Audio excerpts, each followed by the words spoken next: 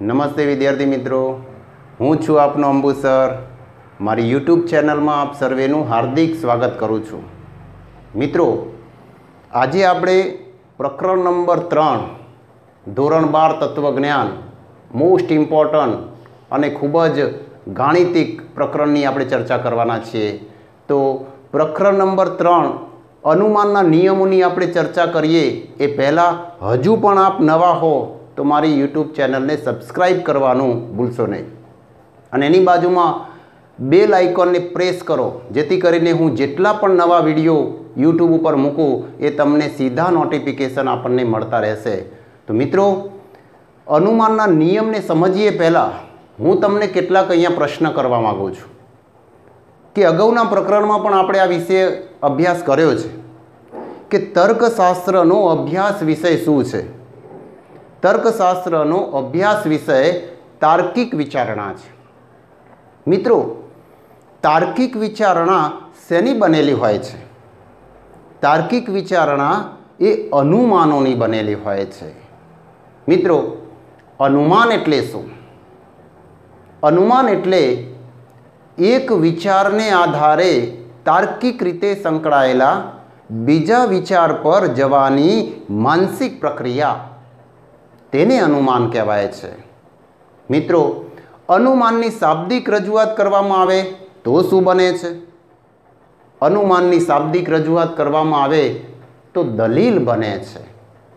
મિત્રો, દલીલોનું મૂલ્યાંકન કઈ પરિભાષામાં થાય છે? દલીલોનું મૂલ્યાંકન તર્કશાસ્ત્રીઓ પ્રામાણ્ય કે અપ્રામાણ્યની પરિભાષામાં કરે છે। મિત્રો, પ્રામાણ્ય કે અપ્રામાણ્યની પરિભાષા કઈ છે? કાં તો દલીલ પ્રમાણભૂત હોય, કાં તો દલીલ અપ્રમાણભૂત હોય છે। જો દલીલ પ્રમાણભૂત ન હોય તો દલીલ અપ્રમાણભૂત હોય છે અને જો દલીલ અપ્રમાણભૂત ન હોય તો એ દલીલ પ્રમાણભૂત હોય છે।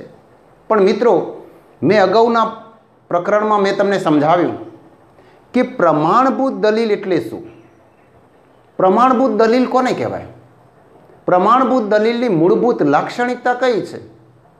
તો જે દલીલના આધાર વિધાનો સત્ય હોય અને ફલિત વિધાન પણ સત્ય હોય તે દલીલ પ્રમાણભૂત હોય છે। જ્યારે અપ્રમાણભૂત દલીલ કોને કહેવાય? અપ્રમાણભૂત દલીલ એટલે શું? અપ્રમાણભૂત દલીલ એટલે જે દલીલના આધાર વિધાન સત્ય હોવા છતાં ફલિત વિધાન અસત્ય હોય છે તે દલીલ અપ્રમાણભૂત હોય છે। મિત્રો, બીજા પ્રકરણમાં દલીલ ક્યારે પ્રમાણભૂત બને છે અને ક્યારે અપ્રમાણભૂત બને છે એની આપણે સત્યતા કોષ્ટકની પ્રત્યક્ષ રીતને બરાબર રીતે સમજ્યા છીએ। હવે હું તમને એવી વાત ઉપર લઈ જાઉં છું, એવા મુદ્દા ઉપર લઈ જાઉં છું કે આપણે જેને આધારે દલીલ પ્રમાણભૂત છે એમ સીધું કહી શકીએ છીએ। તો કઈ રીતે? મિત્રો, મેં તમને હમણાં જ કહ્યું કે પ્રમાણભૂત દલીલની મૂળભૂત લાક્ષણિકતા કઈ? જો મેં અહીંયા લખી છે કે પ્રમાણભૂત દલીલની મૂળભૂત લાક્ષણિકતા કઈ છે? મિત્રો, જે દલીલના આધાર વિધાન સત્ય અને ફલિત વિધાન પણ સત્ય હોય છે તે દલીલ પ્રમાણભૂત હોય છે। ખાસ યાદ રાખજો, આધાર વિધાન કે આધાર વિધાનો સત્ય હોય અને ફલિત વિધાન પણ સત્ય હોય તો તે દલીલ પ્રમાણભૂત હોય છે। નંબર 2, મિત્રો, આપણે સંયુક્ત વિધાનો વિશે ભણ્યા, એમાંય વળી સત્યતા ફલનલક્ષી સંયુક્ત વિધાન વિશે ભણ્યા। તો સત્યતા ફલનલક્ષી સંયુક્ત વિધાનો કેટલા છે? 5। સત્યતા ફલનલક્ષી 5 સંયુક્ત વિધાનના આપણે સત્યતા મૂલ્યના નિયમો જોયા। સત્યતા ફલનલક્ષી સંયુક્ત વિધાનના 5 સત્યતા મૂલ્યના નિયમો કયા છે? તો મિત્રો, અહીંયા મેં બીજો પોઈન્ટ લખ્યો છે, સત્યતા મૂલ્યના નિયમો એટલે કે સંયુક્ત વિધાનના સત્યતા મૂલ્યના નિયમો। સત્યતા ફલનલક્ષી સંયુક્ત વિધાનના સત્યતા મૂલ્યના નિયમો કયા? નિષેધનો નિયમ, સમુચ્ચયનો નિયમ, વિકલ્પનનો નિયમ, શરતીનો નિયમ અને દ્વિશરતીનો નિયમ. મિત્રો આપણને યાદ છે કે નિષેધનો નિયમ શું છે? નિષેધનો સદિતા મૂલ્યનો નિયમ કયો છે? ટી હોય તો એફ અને એફ હોય તો ટી. સમુચ્ચયનો સદિતા મૂલ્યનો નિયમ કયો છે? ટીટી હોય તો ટી, નહીં તો એફ. વિકલ્પનનો સદિતા મૂલ્યનો નિયમ કયો છે મિત્રો? એફ હોય તો એફ, નહીં તો ટી. શરતીનો નિયમ કયો છે મિત્રો? પૂર્વાંક સત્ય, ઉત્તરાંક અસત્ય, તો શરતી અસત્ય, નહીં તો સત્ય. દ્વિશરતીનો સદિતા મૂલ્યનો નિયમ કયો છે મિત્રો? ટીટી કાં તો એફ હોય તો દ્વિશરતી સત્ય બને છે, નહીં તો અસત્ય બને છે. તો આ થયા સદિતા મૂલ્યના નિયમો. અહીંયા બે વાત મેં તમને કહી મિત્રો. બે બાબતો ખાસ યાદ રાખજો.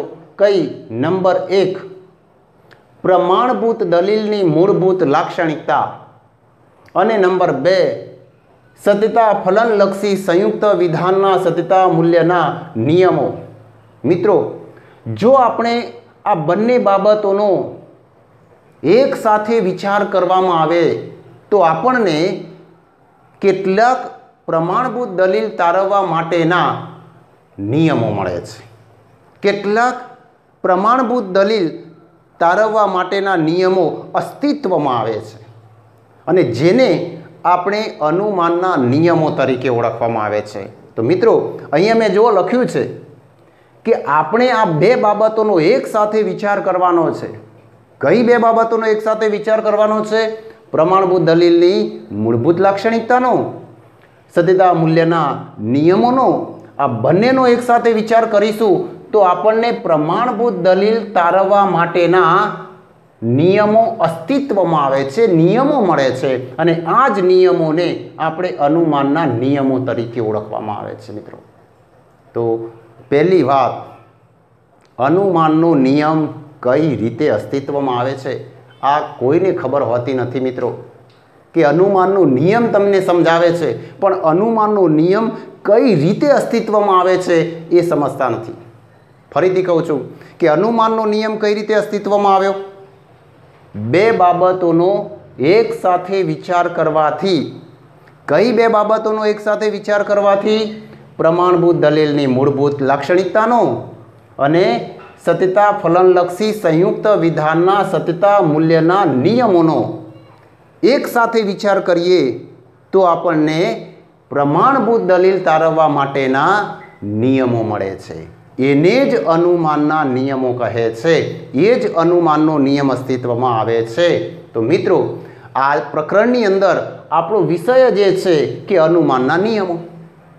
તો સૌથી પહેલો પ્રશ્ન શું થશે? સૌથી પહેલો પ્રશ્ન થશે કે અનુમાનનો નિયમ એટલે શું? મિત્રો, આ વ્યાખ્યા બરાબર યાદ રાખો.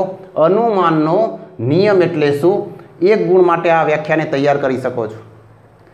અનુમાનનો નિયમ એટલે એવો નિયમ કે જેના આધારે આપેલા આધાર વિધાન કે આધાર વિધાનોમાંથી ફલિત વિધાન તારવીને પ્રમાણભૂત દલીલ રચી શકાય છે. એને અનુમાનનો નિયમ કહે છે મિત્રો. ફરીથી કહું છું કે અનુમાનના નિયમને કોને કહીશું? અનુમાનનો નિયમ એટલે આધાર વિધાન કે આધાર વિધાનોમાંથી એક હોય તો આધાર વિધાન, એક કરતાં વધારે હોય તો આધાર વિધાનો. આધાર વિધાન કે આધાર વિધાનોમાંથી શું કરવાનું? ફલિત વિધાન તારવવાનું, ફલિત વિધાન નિષ્પન્ન કરવાનું, ફલિત વિધાનને ફલિત કરવાનું અને પ્રમાણભૂત દલીલ રચી શકાય. જેના આધારે આવી રીતે પ્રમાણભૂત દલીલ રચી શકાય એને અનુમાનનો નિયમ કહે છે. બીજી રીતે કહેવું હોય તો જેને આધારે અમુક દલીલ પ્રમાણભૂત છે એમ સાબિત કરી શકાય છે. મિત્રો, એને પણ અનુમાનનો નિયમ કહે છે. તો અનુમાનનો નિયમ એટલે શું? અનુમાનના નિયમને ડિફાઇન કરો, એની ડેફિનેશન બરાબર યાદ રાખો, એને એક ગુણ માટે તૈયાર કરો. જેના આધારે આપેલા આધાર વિધાન કે આધાર વિધાનોમાંથી ફલિત વિધાન તારવીને પ્રમાણભૂત દલીલ રચી શકાય છે. એને અનુમાનનો નિયમ કહે છે। દાખલા તરીકે મિત્રો અહીંયા હું તમને એક અનુમાનનો નિયમ કઈ રીતે અસ્તિત્વમાં આવે છે એ બરાબર રીતે સમજાવું। જુઓ, અનુમાનનો નિયમ કેવી રીતે અસ્તિત્વમાં આવે છે આને સમજજો બરાબર, કારણ કે આ બહુ ડિફિકલ્ટી છે મિત્રો। બધા આ વાત સમજાઈ નહીં શકે કે અનુમાનનો નિયમ કઈ રીતે અસ્તિત્વમાં આવે છે, ખાલી જણાવી દેવામાં આવશે, પણ સમજાવવા માટે અહીંયા બરાબર ધ્યાન આપજો। દાખલા તરીકે અહીંયા મેં જુઓ એક દલીલ લખી છે। કઈ દલીલ લખી છે? પ્રથમ આધાર વિધાન એ વિકલ્પન બી, બીજું આધાર વિધાન એ, અને નંબર 3 ફલિત વિધાન બી। મિત્રો આ દલીલ પ્રમાણભૂત છે એમ સાબિત કરવું છે। મિત્રો આ દલીલ પ્રમાણભૂત છે એવું કઈ રીતે સાબિત કરી શકાય? તો મેં તમને હમણાં જ કહ્યું કે આપણને સત્યતા મૂલ્યના નિયમ વિશે ખબર છે। દાખલા તરીકે અહીંયા વિકલ્પનકારક છે તો વિકલ્પનનો સત્યતા મૂલ્યનો નિયમ આપણને ખબર છે કે એફ હોય તો એફ બને, નહીં તો ટી બને। નંબર 2, પ્રમાણભૂત દલીલ ક્યારે બને એ પણ આપણને ખબર છે। ક્યારે બને? આધાર વિધાનો સત્ય હોય અને ફલિત વિધાન પણ સત્ય હોય તો દલીલ પ્રમાણભૂત બને છે। પણ મિત્રો અહીંયા આપણને એમ કહેવામાં આવે છે કે એ વિકલ્પન બી સત્ય છે। કેવું છે? સત્ય। એનો પહેલો વિકલ્પ એ બીજા આધાર વિધાનમાં આપેલો છે, એ વિધાન અસત્ય છે। કેવું છે? અસત્ય। તો વિકલ્પનનો બીજો વિકલ્પ એટલે કે બી શું બને મિત્રો? અહીંયા શું બને? વિચારો, બરાબર વિચારવું પડશે। જુઓ, ફરીથી કહું છું, અહીંયા આપણને એમ કહેવામાં આવ્યું કે એ વિકલ્પન બી સત્ય છે, એનો એક વિકલ્પ એ જે બીજા આધાર વિધાનમાં આપેલો છે એ અસત્ય છે, તો એનો બીજો વિકલ્પ બી જે ફલિત વિધાનમાં આપેલો છે એ શું હોવો જોઈએ? અહીંયા પ્રશ્નાર્થ કરી દીધો મિત્રો। શું હોવું જોઈએ? સત્ય હોવું જોઈએ। શું હોવું જોઈએ? સત્ય હોવું જોઈએ। જુઓ અહીંયા હું સત્ય લખું છું, ટી હોવો જોઈએ। તમે કહેશો કેમ? કેમ ટી હોવો જોઈએ? તો અહીંયા સમજાવો।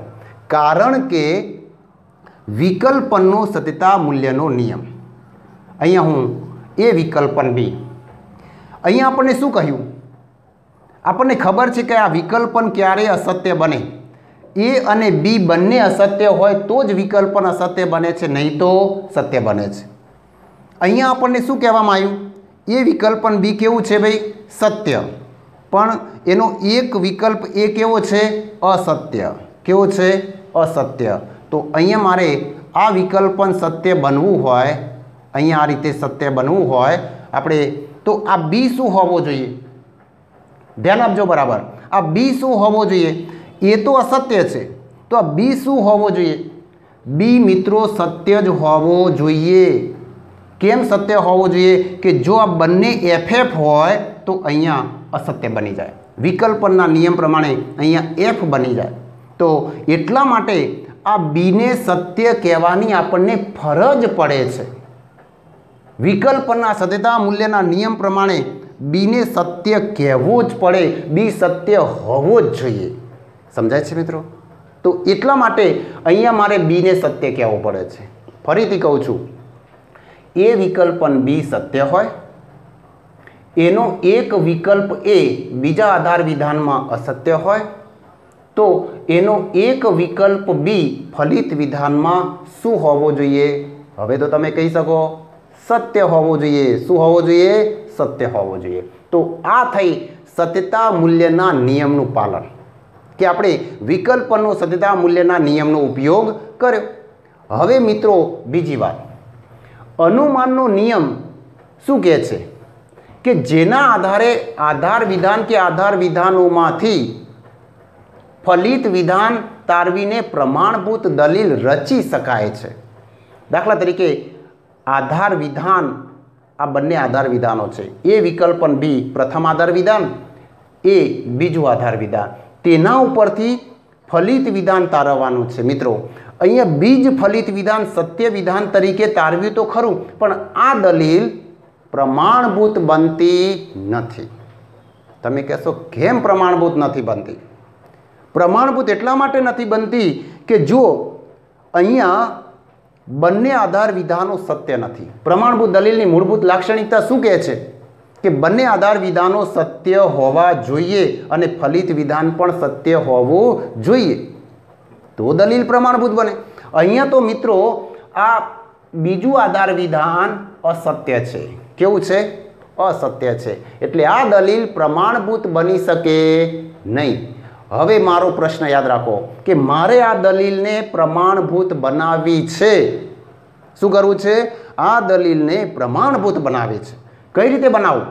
તો એનું એક આધાર વિધાન તો સત્ય છે, પણ આ બીજું આધાર વિધાન પણ સત્ય બનવું જોઈએ.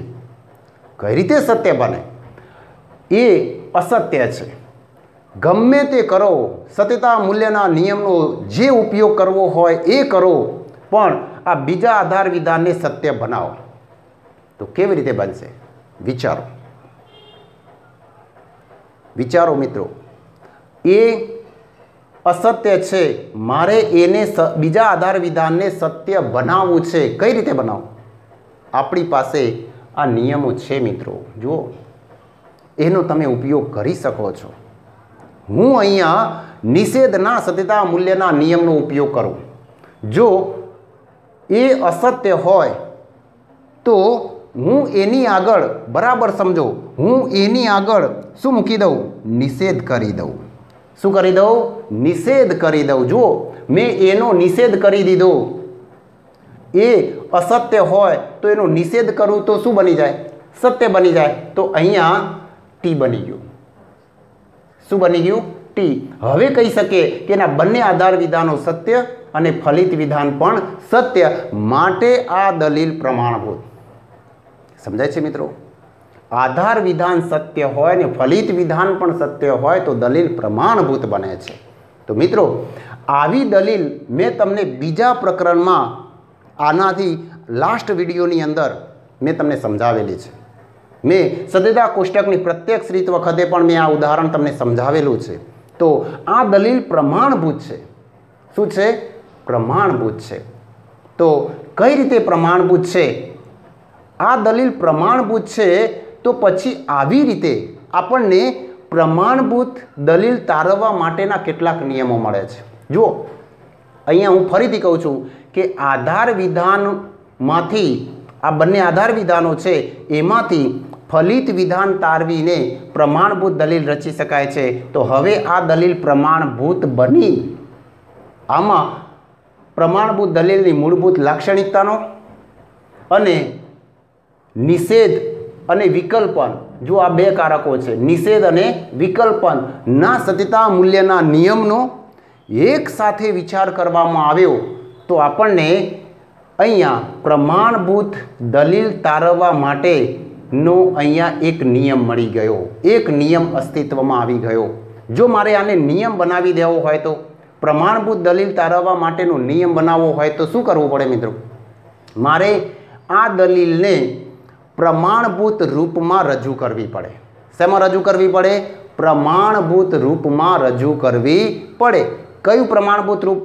મારે રૂપમાં રજૂ કરવી હોય તો શું કરવું જોઈએ? રૂપમાં રજૂ કરવા માટે આપણે PQRS વગેરે કેપિટલ નહીં તેવા નાના અક્ષરોનો ઉપયોગ કરવો પડે. અહીંયા કેટલા સાદા વિધાનો છે? 2, A અને B. તો એના સ્થાને હું P વિધાન, P પરિવર્તી મૂકું, બીના સ્થાને હું Q પરિવર્તી મૂકું, તો આ દલીલ કયા પ્રમાણભૂત રૂપમાં રજૂ થાય છે એ રૂપ અહીંયા તમારે લખવું પડશે મિત્રો. જુઓ, અહીંયા હું એ રૂપ લખી દઉં છું. દાખલા તરીકે P વિકલ્પન Q, નિષેધ P, માટે Q. આને પ્રમાણભૂત રૂપ કહેવામાં આવે છે. સમજાય છે મિત્રો? જુઓ, આ દલીલ છે, આ દલીલ પ્રમાણભૂત હોય તો આપણે એને પ્રમાણભૂત રૂપમાં રજૂ કરી દઈએ. આ પ્રમાણભૂત રૂપમાં કેમ રજૂ કરી મિત્રો? तो આવી રીતે આ જે પ્રમાણભૂત રૂપમાં રજૂ કરીએ છીએ ને એટલે જ આ અનુમાનનો નિયમ બની જાય છે. શું બની જાય છે? અનુમાનનો નિયમ. આ અનુમાનનો નિયમ કહેવાય છે. અને એટલે કહું છું કે ફરીથી આધાર વિધાન કે આધાર વિધાનમાંથી ફલિત વિધાન તારવીને પ્રમાણભૂત દલીલ રચી શકાય એટલે અનુમાનનો નિયમ અસ્તિત્વમાં આવે છે. પ્રમાણભૂત દલીલની મૂળભૂત લાક્ષણિકતા અને સત્યતા મૂલ્યના નિયમોનો એક સાથે વિચાર કરવામાં આવે તો અનુમાનનો નિયમ અસ્તિત્વમાં આવે છે. તો આ અનુમાનનો નિયમ બને છે મિત્રો. આ પ્રમાણભૂત રૂપ જે રજૂ કર્યું એ જ અનુમાનનો નિયમ. તો મિત્રો આવી રીતે અનુમાનનો નિયમ અસ્તિત્વમાં આવે છે. અનુમાનનો નિયમ એટલા માટે પ્રમાણભૂત દલીલના રૂપો છે. અનુમાનનો નિયમ શું છે? અનુમાનના નિયમો એ પ્રમાણભૂત દલીલના રૂપો તરીકે ઓળખવામાં આવે છે. કેમ આને પ્રમાણભૂત દલીલના રૂપો કહેવામાં આવે છે? કારણ કે અનુમાનના નિયમના પ્રમાણભૂત રૂપને અનુસરનારી કોઈ પણ દલીલ હંમેશા પ્રમાણભૂત હોય છે. મિત્રો આની કોઈ સાબિતી આપવાની જરૂર નથી. આ રૂપને અનુસરનારી કોઈ પણ દલીલ હંમેશા પ્રમાણભૂત હોય. દાખલા તરીકે મેં તમને આની આગળ પ્રકરણ 2નો સ્વાધ્યાય 2નો પ્રશ્ન નંબર 3ની અંદર એક ચોથા નંબર ઉપર એક એવી દલીલ છે કે જે આ રૂપને અનુસરે છે. તમારે જોવું હોય તો જોઈ લેજો.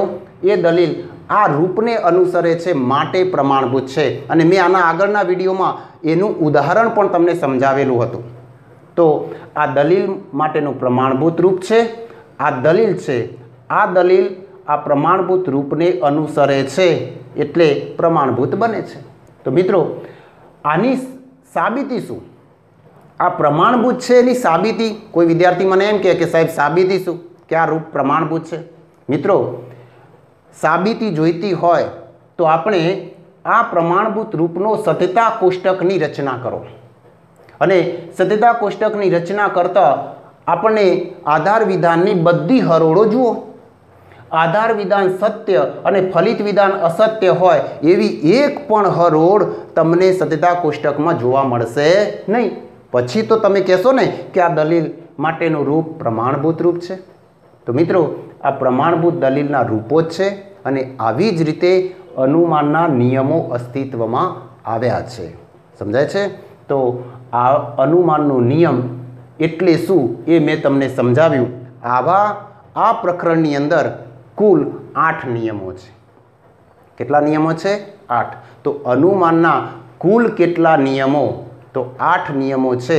આ 8 નિયમો તમારા માટે મોસ્ટ ઇમ્પોર્ટન્ટ છે.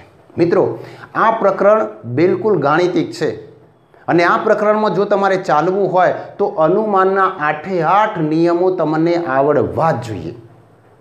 મેં એક નિયમનું ઉદાહરણ આપ્યું કે અનુમાનનો નિયમ કઈ રીતે અસ્તિત્વમાં આવ્યો, પણ હવે તો આવા કુલ 8 નિયમોનો આપણે અભ્યાસ કરીશું. તમને એક વાત યાદ રહેવી જોઈએ કે અનુમાનના નિયમ કયા કયા છે.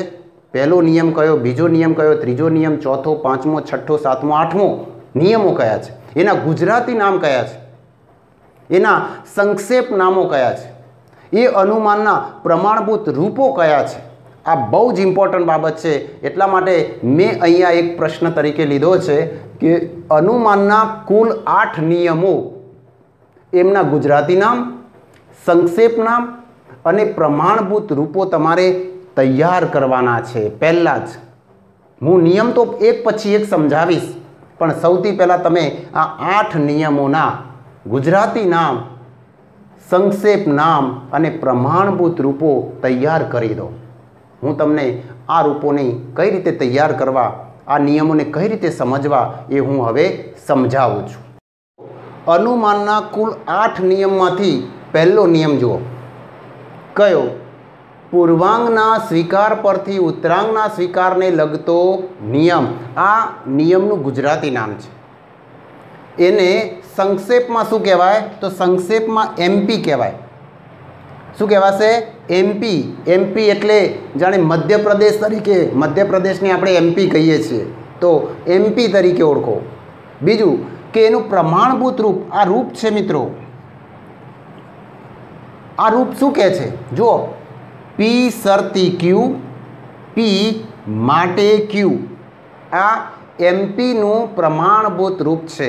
આ રૂપ તમને યાદ રહેવું જ જોઈએ।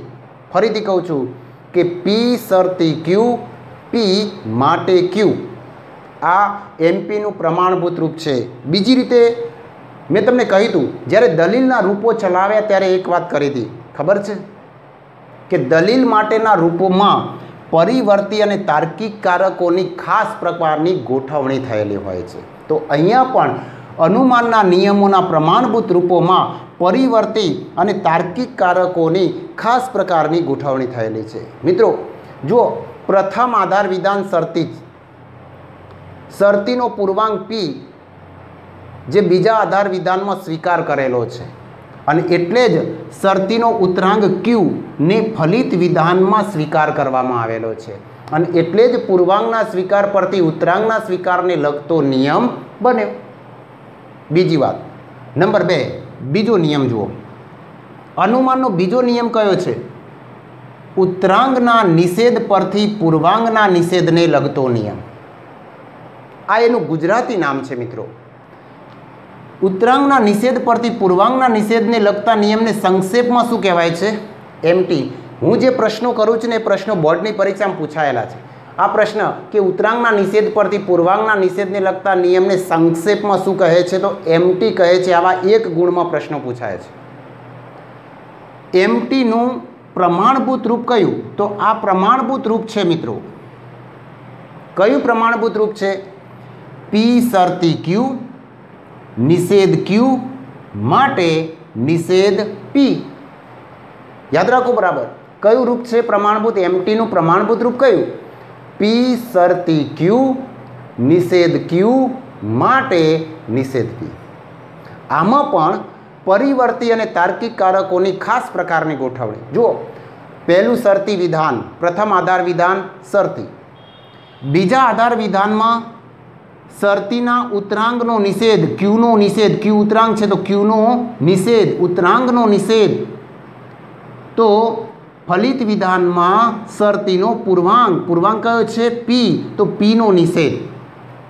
અને એટલા માટે આ નિયમને ઉતરાંગના નિષેધ પરથી પૂર્વાંગના નિષેધને લગતો નિયમ તરીકે ઓળખવામાં આવે છે। સમજાય છે મિત્રો? આપણે આ નિયમોને વિસ્તારથી તો સમજવાના જ છે। હું તમને એક પછી એક નિયમ વિસ્તારથી સમજાવીશ, પણ અત્યારે આ 3 બાબતો બરાબર યાદ રાખી લો કે ગુજરાતી નામ, સંક્ષેપ નામ અને પ્રમાણભૂત રૂપ। આ 3 બાબતો અત્યારે યાદ રાખી લો। નંબર 3, અનુમાનનો ત્રીજો નિયમ જુઓ। સોપાધિક સંવિધાનને લગતો નિયમ। સોપાધિક સંવિધાનને લગતા નિયમને સંક્ષેપમાં શું કહેવાય મિત્રો? એચએસ। શું કહેવાય છે? એચએસ। આ એચએસના નિયમનું પ્રમાણભૂત રૂપ કયું? આને એચએસના નિયમનું પ્રમાણભૂત રૂપ કહે છે। કયું રૂપ છે? પી શરતી ક્યુ, ક્યુ શરતી આર માટે પી શરતી આર। ફરીથી બોલો, પી શરતી ક્યુ, ક્યુ શરતી આર માટે પી શરતી આર। આને એચએસના નિયમનું પ્રમાણભૂત રૂપ છે। મિત્રો આ એચએસનો નિયમ એટલે સોપાધિક સંવિધાનને લગતો નિયમ। સોપાધિકનો મતલબ શું થાય? સ ઉપાધિક। હવે સ એટલે ઉપાધિ એટલે શરતી, અહીંયા શરત અને સંવિધાન એટલે અનુમાન। જેની અંદર શરત હોય, ત્રણેય શરતી હોય, એને સોપાધિક કહેવાય છે। તો જો એના ત્રણેય વિધાનો શરતી છે। પ્રથમ આધાર વિધાન શરતી, બીજું આધાર વિધાન શરતી અને ફલિત વિધાન પણ શરતી। તો એચએસના નિયમમાં શરતી વિધાનો આવે છે। એક બીજું કે શરતીનો ઉતરાંગ જુઓ, પ્રથમ શરતી વિધાનનો ઉતરાંગ કયો? ક્યુ। એ બીજા શરતી વિધાનમાં, આ બીજું શરતી વિધાન એટલે બીજા આધાર વિધાનમાં અહીંયા પૂર્વાંગ હોય છે। આ ખાસ યાદ રાખવાનું, બરાબર સમજો મિત્રો। પ્રથમ શરતીનો ઉતરાંગ, બીજા શરતીમાં શું હોય છે? પૂર્વાંગ। અને એટલે આ બંને સિવાય જે આ પ્રથમ શરતીનો પૂર્વાંગ અને બીજા શરતીનો ઉતરાંગને અહીંયા ફલિત વિધાનમાં નિષ્પન્ન કરેલા છે શરતી વિધાન તરીકે। તો સમજાય છે મિત્રો? ફરીથી કહું છું, એચએસના નિયમનું પ્રમાણભૂત રૂપ શું છે? પી શરતી ક્યુ, ક્યુ શરતી આર માટે પી શરતી આર. ત્યાર પછી ચોથો અનુમાનનો નિયમ જુઓ, વૈકલ્પિક સંવિધાનને લગતો નિયમ. વૈકલ્પિક સંવિધાનને લગતા નિયમને સંક્ષેપમાં શું કહેવાય? ડીએસ. શું કહીશું? ડીએસ. ડીએસનું પ્રમાણભૂત રૂપ કયું છે મિત્રો? તો આ ડીએસનું પ્રમાણભૂત રૂપ છે કયું? પી વિકલ્પન ક્યુ નિષેધ પી માટે ક્યુ. કયું પ્રમાણભૂત રૂપ ડીએસનું? પી વિકલ્પન ક્યુ નિષેધ પી માટે ક્યુ. અહીંયા મિત્રો આપણને ડીએસના બે પ્રમાણભૂત રૂપો મળે છે, પણ જ્યારે હું તમને નિયમ સમજાવીશ ત્યારે હું એનું બીજું રૂપ પણ આપીશ. અહીંયા શું યાદ રાખશો? ડીએસના પ્રમાણભૂત રૂપમાં આધાર વિધાન, પ્રથમ આધાર વિધાન વિકલ્પન છે. કેવું છે? વિકલ્પન. ખાસ યાદ રાખવાનું, ડીએસના પ્રમાણભૂત રૂપમાં પ્રથમ આધાર વિધાન વિકલ્પન હોય છે. નંબર 2, બીજું આધાર વિધાન. અહીંયા બીજા આધાર વિધાનમાં વિકલ્પનના કોઈ પણ એક વિકલ્પનો નિષેધ હોય છે. અહીંયા પીનો નિષેધ છે, ક્યુનો પણ હોઈ શકે, ક્યુનો નિષેધ પણ હોઈ શકે છે. તો પીનો નિષેધ છે, એક વિકલ્પનો નિષેધ છે. અને ફલિત વિધાનમાં નિષેધ સિવાયના વિકલ્પને નિષ્પન્ન કરી શકાય છે. દાખલા તરીકે અહીંયા પી વિકલ્પનો નિષેધ હોય તો આપણે ક્યુને નિષ્પન્ન કરવાનો. જો બીજા આધાર વિધાનમાં ક્યુનો નિષેધ હોય તો ફલિત વિધાનમાં પીને નિષ્પન્ન કરવાનો. તો આ મુજબ ડીએસનું પ્રમાણભૂત રૂપ મળે છે, જે મેં તમને અહીંયા આ જ નિયમ હમણાં જ સમજાવે. જુઓ, પી વિકલ્પન ક્યુ નિષેધ પી માટે ક્યુ. આ અનુમાનનો નિયમ કઈ રીતે અસ્તિત્વમાં આવ્યો હતો? એ આ અનુમાનનો નિયમ કયો છે? તો ડીએસનો નિયમ છે. જુઓ, એનું જ ઉદાહરણ મેં તમને સમજાવ્યું હતું. તો આ ડીએસનો નિયમ થયો, વૈકલ્પિક સંવિધાનને લગતો નિયમ. ડીએસ પી વિકલ્પન ક્યુ નિષેધ પી માટે ક્યુ. ત્યાર પછી મિત્રો જુઓ, પાંચમો નિયમ, વિધિવાચક દ્વિધાનુમાનને લગતો નિયમ. વિધિવાચક દ્વિધાનુમાનને લગતા નિયમને સંક્ષેપમાં શું કહીશું આપણે? સીડી. શું કહેવાનું? સીડી. સીડીનું પ્રમાણભૂત રૂપ કયું મિત્રો? આ સીડીનું પ્રમાણભૂત રૂપ છે, બહુ જ ઇમ્પોર્ટન્ટ છે. બી વિભાગની અંદર બોર્ડની પરીક્ષામાં કેટલીય વાર પૂછાયેલું છે કે સીડીનું પ્રમાણભૂત રૂપ લખો. તો શું લખવાનું? પી શરતી ક્યુ, આર શરતી એસ, પી વિકલ્પન આર માટે ક્યુ વિકલ્પન એસ. ફરીથી કહો, બોલો. પી શરતી ક્યુ, આર શરતી એસ, પી વિકલ્પન આર માટે ક્યુ વિકલ્પન એસ. આ સીડીનું પ્રમાણભૂત રૂપ છે મિત્રો. આ એક જ એવો નિયમ છે ને કે જેની અંદર 3 આધાર વિધાનો છે. કેટલા? 3. આ 1, આ 2 અને આ 3. ખાસ યાદ રાખજો, એક જ નિયમ એવો કે જેની અંદર 3 આધાર વિધાનો. જુઓ, પ્રથમ આધાર વિધાન શરતી, બીજું આધાર વિધાન પણ શરતી. એક વાત. નંબર 2, આ શરતી વિધાનના બંને પૂર્વાંગો જુઓ, પી અને આર. પ્રથમ શરતીનો પૂર્વાંગ પી, બીજા શરતીનો પૂર્વાંગ આર, જે ત્રીજા આધાર વિધાનમાં વિકલ્પન તરીકે આપેલા છે. અહીંયા પી છે, અહીંયા આર છે અને વિકલ્પન તરીકે આપેલા છે. આ વાત બરાબર યાદ રાખજો. પ્રથમ 2 શરતીના પૂર્વાંગ પી અને આર ત્રીજા આધાર વિધાનમાં વિકલ્પન તરીકે આપેલા હોય છે, વિકલ્પો તરીકે હોય છે. તો ફલિત વિધાનમાં પ્રથમ 2 શરતીના ઉતરાંગો, ઉતરાંગ એટલે કયા? પ્રથમ શરતીનો ઉતરાંગ ક્યુ અને બીજા શરતીનો ઉતરાંગ એસ, એ ફલિત વિધાનમાં અહીંયા વિકલ્પન તરીકે નિષ્પન્ન કરી શકાય છે મિત્રો. તો ક્યુ વિકલ્પન એસને નિષ્પન્ન કરવામાં આવેલું છે. આ સીડીનો નિયમ જરા ડિફિકલ્ટીવાળો છે, એને સમજવો પડશે. જ્યારે હું નિયમ સમજાવીશ ત્યારે હું તમને વિસ્તારથી એ વાત કરીશ કે સીડીનું પહેલાં તો પ્રમાણભૂત રૂપ ખાલી યાદ રાખી લો. સીડીનું પ્રમાણભૂત રૂપ કયું? ફરીથી, પી શરતી ક્યુ, આર શરતી એસ, પી વિકલ્પન આર માટે ક્યુ વિકલ્પન એસ. આ સીડીનું પ્રમાણભૂત રૂપ છે. ત્યાર પછી જુઓ છઠ્ઠો નિયમ, અનુમાનનો છઠ્ઠો નિયમ કયો? સરલીકરણને લગતો નિયમ. કયો નિયમ? સરલીકરણને લગતો નિયમ. સરલીકરણને લગતા નિયમને સંક્ષેપમાં શું કહેવાય?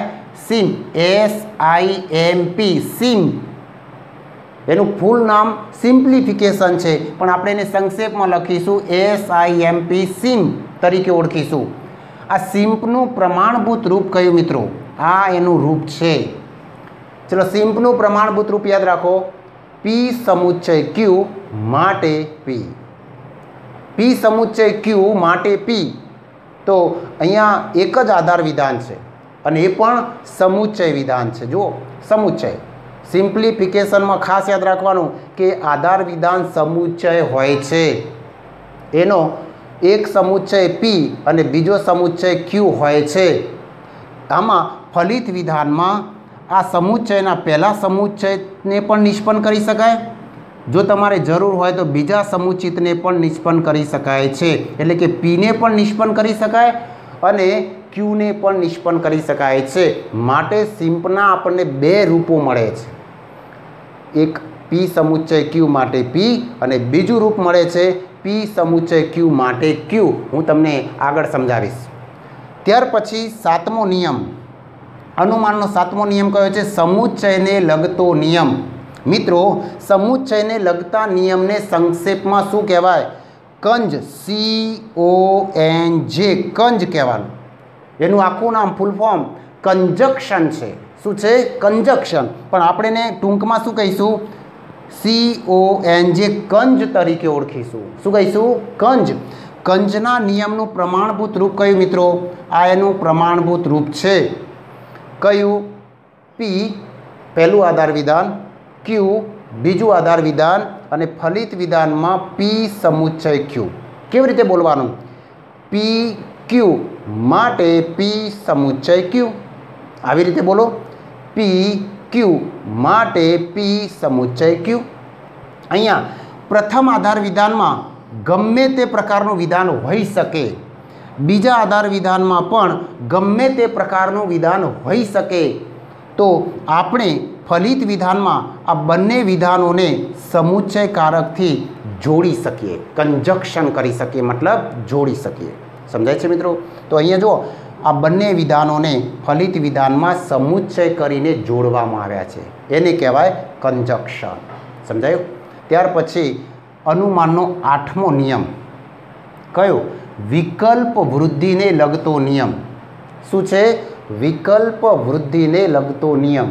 આ વિકલ્પ વૃદ્ધિને લગતા નિયમને સંક્ષેપમાં શું કહેવાય મિત્રો? એડ. શું કહેવાનું? એડ. ADD, add. એનું ફૂલ ફોર્મ છે એડિશન, પણ આપણે એને સંક્ષેપમાં એડ કહીશું. આ એડનું પ્રમાણભૂત રૂપ કયું છે મિત્રો? એડનું પ્રમાણભૂત રૂપ છે P માટે P વિકલ્પન Q. કયું પ્રમાણભૂત રૂપ છે એડનું? P માટે P વિકલ્પન Q. જો એડના નિયમમાં પણ એક જ આધાર વિધાન છે અને એ એક આધાર વિધાન એટલે ગમે તે પ્રકારનું. P એટલે ગમે તે પ્રકારનું હોઈ શકે, સાદું હોઈ શકે, સંયુક્ત હોઈ શકે, જટિલ સંયુક્ત હોઈ શકે.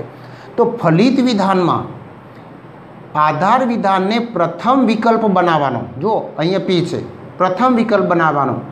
વિકલ્પનકારક વડે બીજા ગમે તે પ્રકારના વિધાનને એડ કરી શકાય. એડ કરી શકાય મતલબ ઉમેરી શકાય. વિકલ્પમાં વૃદ્ધિ કરી શકાય.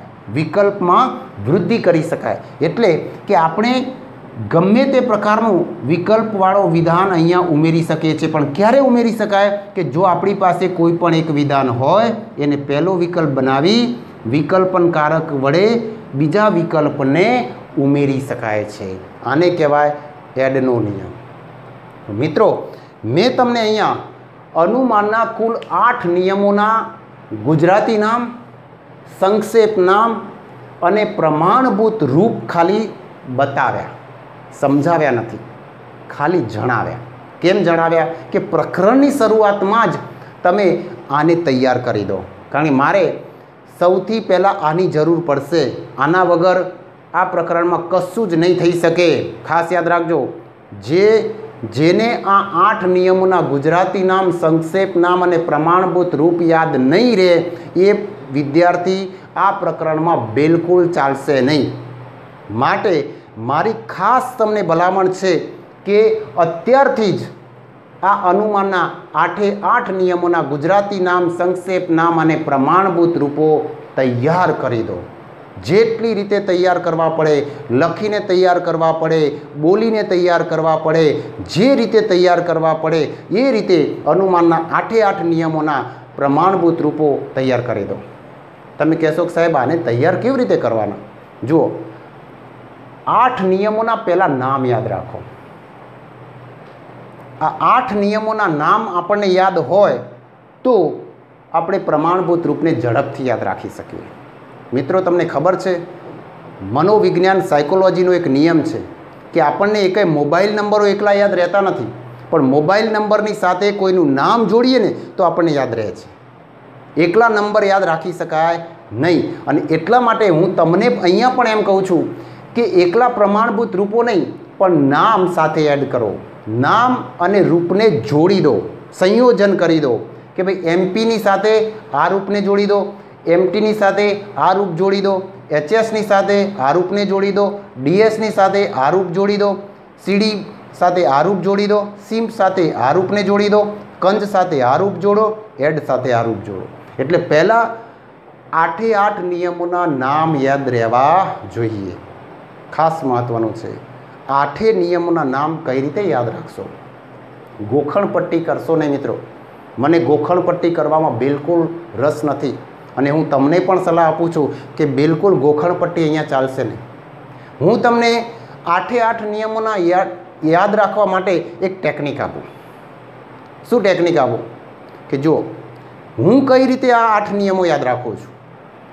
હું 8 નિયમોને ગાનથી યાદ રાખું છું. એનું ગાન કરો. જેમ આપણે ABCDનું ગાન કરીએ છીએ, બાળકોને ABCD શીખવાડવી હોય તો નથી કહેતા ગાન કરીને શીખવાડીએ છીએ. એવી રીતે અહીંયા 8 નિયમોને યાદ રાખવા માટે તમે ગાન કરી શકો છો મિત્રો. કઈ રીતે ગાન કરવું? જો હું અહીંયા તમને 1-2 વખત ગાન કરીને બતાવું. એ મુજબ તમારે પણ મનમાં આ નિયમોને ગાન કરતા રહેવાનું, તો 8 નિયમોના નામ યાદ રહી જશે. કઈ રીતે? MP, MT, HS, DS, CD, simp, conj, ad. MP, MT, HS, DS, CD, simp, conj, ad. MP, MT, HS, DS, CD, simp, conj, ad. બોલો, યાદ રહ્યું? બસ આ રીતે મિત્રો બોલે જ જવાનું. MP, MT, HS, DS, CD, simp, conj, add. સમજાયું? બહુ ઝડપથી યાદ રહી જશે. જો તમે લખીને થાકી જશો એના કરતાં આ બેટર છે કે બોલીને યાદ કરો, મુખપાઠ કરો. અહીંયા ફરીથી MP, MT, HS, DS, CD, simp, conj, add. તો બિલકુલ યાદ રહી શકે છે. બીજી વાત, તમે કહેશો સાહેબ નામ તો યાદ રહી જશે એમને, પણ આ રૂપો કઈ રીતે યાદ રાખવાના? એમપીનું, એમટીનું, એચએસનું, ડીએસના પ્રમાણભૂત રૂપો કેવી રીતે યાદ રાખીશું? તો જુઓ, તમારે આને પણ કહેવાનું. એમપીનું પ્રમાણભૂત રૂપ કેવી રીતે? પી શરતી ક્યુ, પી માટે ક્યુ. આવું બોલે જવાનું. પી શરતી ક્યુ, પી માટે ક્યુ. એમપી છે. એમટી પી શરતી ક્યુ, નિષેધ ક્યુ માટે નિષેધ પી. એવી રીતે યાદ રાખવાનું, એમ બોલવાનું. એચએસમાં પી શરતી ક્યુ, ક્યુ શરતી આર માટે પી શરતી આર. ડીએસમાં પી વિકલ્પન ક્યુ, નિષેધ પી માટે ક્યુ. બીજું રૂપ યાદ રાખવાનું. પી વિકલ્પન ક્યુ, નિષેધ ક્યુ માટે પી. સીડીમાં પી શરતી ક્યુ, આર શરતી એસ, પી વિકલ્પન આર માટે ક્યુ વિકલ્પન એસ. આવું બોલ્યા જ કરો. સિમ્પમાં પી સમુચ્ચય ક્યુ માટે પી. બીજું રૂપ પણ યાદ રાખો. પી સમુચ્ચય ક્યુ માટે ક્યુ. સમુચ્ચયમાં એટલે કે કંજ PQ માટે P સમુચ્ચય Q અને એડમાં P માટે P વિકલ્પન Q। તો મિત્રો આવી રીતે અનુમાનના 8 નિયમોને તૈયાર કરી દો। મારી તમને ખાસ વિનંતી કે 8 નિયમોના નામ એના પ્રમાણભૂત રૂપો આપણને યાદ રહેવા જોઈએ। સમજાય છે મિત્રો? તો અહીંયા મેં તમને અનુમાનનો નિયમ એટલે શું એ ઉદાહરણ આપીને સમજાવ્યું। અનુમાનના કુલ 8 નિયમોના ગુજરાતી નામ, સંક્ષેપ નામ અને પ્રમાણભૂત રૂપોને આપણે અહીંયા જાણ્યા।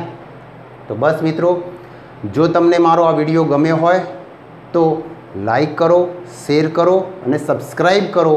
હજુ સુધી પણ તમે મારી યુટ્યુબ ચેનલને સબસ્ક્રાઈબ ન કરી હોય તો સબસ્ક્રાઈબ કરી લો। હજુ બેની બાજુમાં પ્રેસ આઇકોન છે એને પણ દબાવો, જેથી મારા નવા વિડીયોના નોટિફિકેશન આપને મળતા રહે।